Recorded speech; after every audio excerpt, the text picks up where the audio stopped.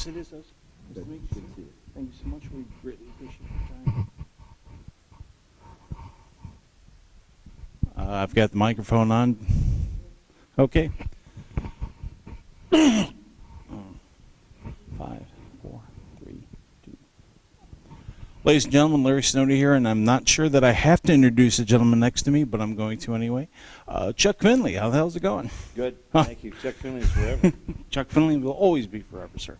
Now, as you know, I am sitting here with Bruce Campbell, and we've got a few questions to ask him in very little time because he is very, very busy today. So we're going to get right to it.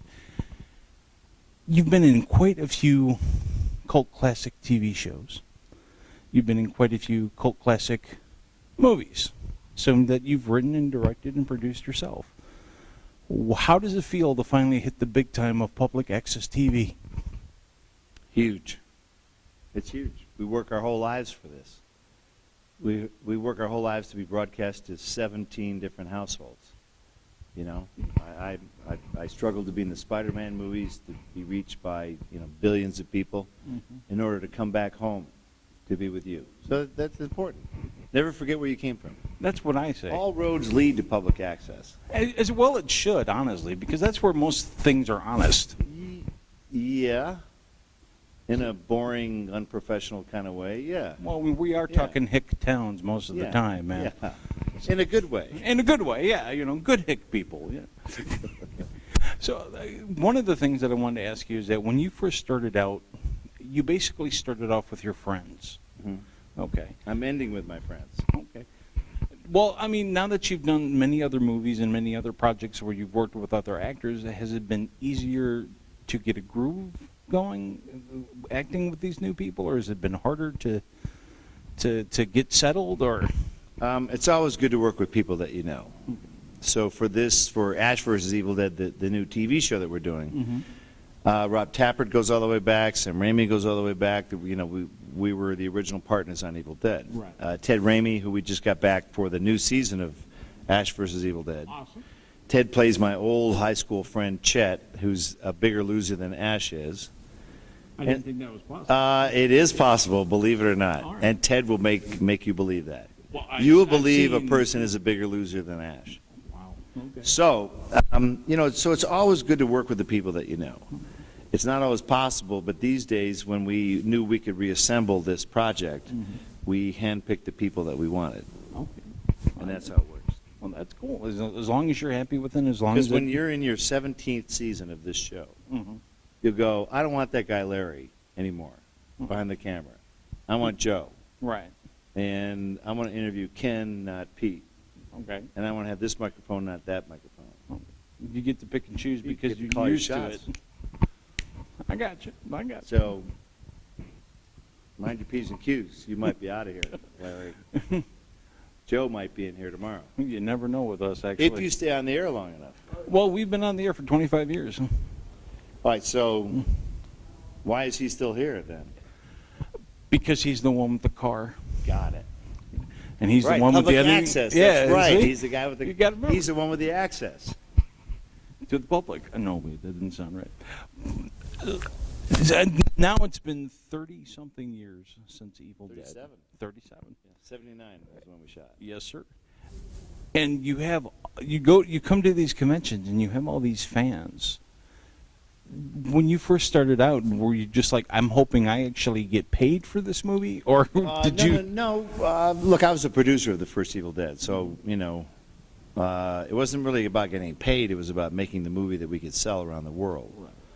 So that was a long-term thing. Conventions were sort of unique back in the day. I did my first convention in '88, and I was so excited. They were like, "Can you come and show Evil Dead 2? And we'll do a panel." I'm like, "Oh my God, you'll send me a ticket, and I can talk about the movie that I just did? Oh my God!" And now, of course, we're horribly jaded, and you owe me $1,000 for this interview. But I mean, that's all fine. That was then. Yeah. This is now. Well, from what I understand, you took a post-dated check, so we're okay with that. No, it's all fine. Yeah, come Monday, right? After Monday, I can cash it. I'll be out of town after Monday, so yeah, it's good by me. Knock yourself out. So Ash vs. Evil Dead is now running into its second season, I do believe? October 2nd. October 2nd, second season. What do we have coming up that we could be excited about? Except A lot more. a lot more. Yeah. If you were excited for the first season, season 2 is sort of 2.5. Okay. So there's more carnage, more mayhem, Okay. more instability in the world. Okay. But Ash is there to sort of make it all right. Well, I know that you're a busy guy, and we've That's got a to big let you- endorsement, wasn't it? Yes, it was. The hero will sort of fix things. It's kind of like real life if you really look at it, and you Well, can this is why kind of Ash sort is of the fix. best anti-hero. He's not Navy SEAL, Right. not former FBI. His father was not named Jor-El. He has human blood pumping through his veins, and he has no special skills. That's my kind of hero. Yeah, the person that does just the best he can with what he has. Duh. Yeah, that's the best thing. That's the reason why we've lasted 25 That's why years. Larry is still here. Yes. Because you're ways doing than the one. best you can with what you got. Yep. Boy, I'm going to have to buy him dinner now. Thanks. Thanks much. I really appreciate that. Go to Sizzler. I think there is one in town. Yeah.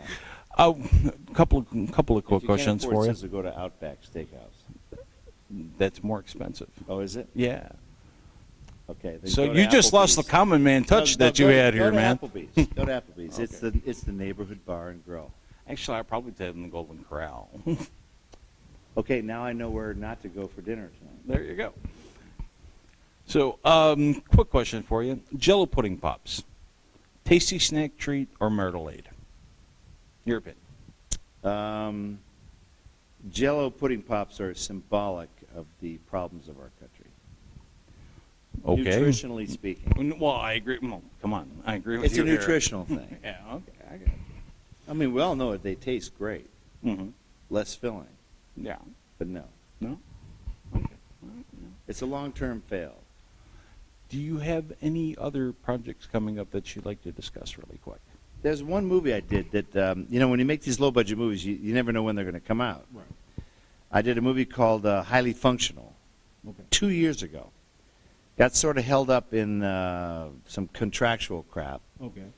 But it's hopefully coming out later this year. I'm a broken-down country singer. I'm in the broken-down phase of my career. Okay. So I do broken-down characters. Who is kidnapped by a kid with Asperger's. Okay. And to go sing his favorite song for his caretaker who's dying from a heart attack, Dan. So it is a completely bizarre road trip with a broken-down country western singer and a kid with Asperger's who's forcing him at gunpoint to go sing his favorite song. Okay. Do you know when this is coming out? These low-budget movies aren't released, they escape. Ah. Okay. So No. just keep looking on Amazon. Yeah, What this was the fall. DVD? Yeah, totally. Okay. Yeah. And what was the name of it again? Highly Functional. Highly Functional. Yeah. That actually, I really like the sound of it. It's pretty cool. It's pretty cool. But this one, who knows? You never know, actually. This one might actually make it to public access. Mr. Campbell, seriously, we really appreciate the time. We're doing this as a tribute show to our friend Victor, Yeah. who is no longer with us, and he would have loved to have had you on the show. Right on. And we thank you so much for being here. Thank you. And And thank you, Larry, for your fine work. and You could be replaced at any time. he will be too. But we just want to say that they say never meet your heroes, but I think Bruce handled it pretty well. Because he's only mildly disappointed. Yeah. Normally you're horribly disappointed. All right, thank you. Thank you so much. Ladies and Good gentlemen, day. Bruce Campbell's taking off.